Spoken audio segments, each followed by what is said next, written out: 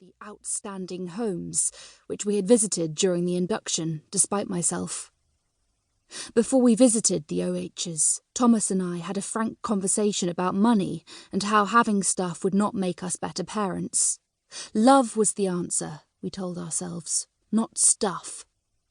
And yet, as soon as I saw the chair, its honey-coloured wood and gently curving lines, I vowed to have it for her.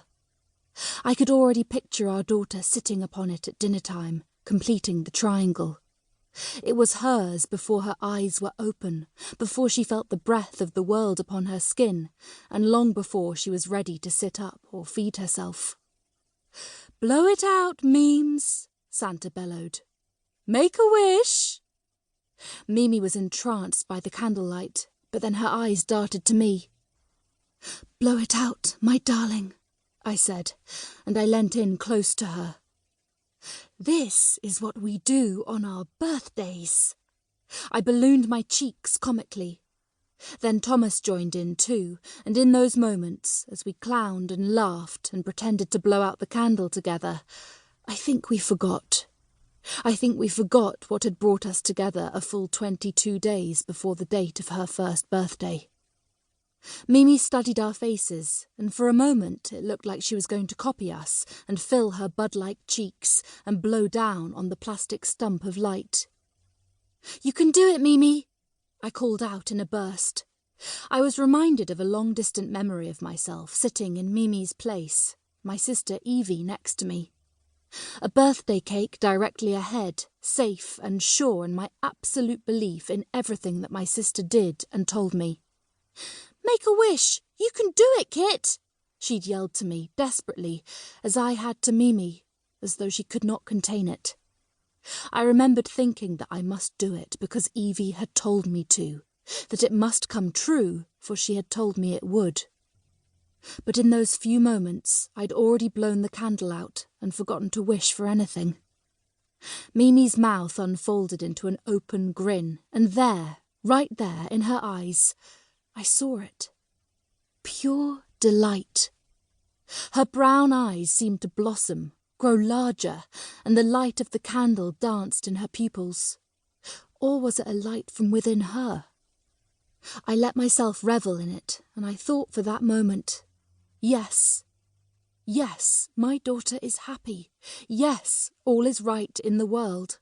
And no, there is nothing, not any one thing that I would ask for more than this single moment of her happiness. She leant towards the blinking light of the LED candle as though she really did understand that she should blow it out. "Switch it off," I hissed.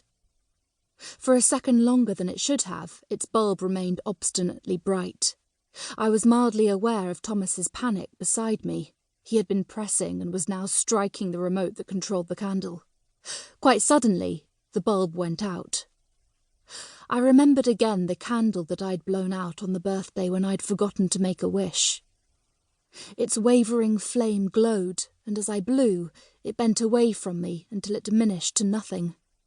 Its smoke had streamed from the wick, and the scent of it, though acrid and sharp, I'd liked and savoured.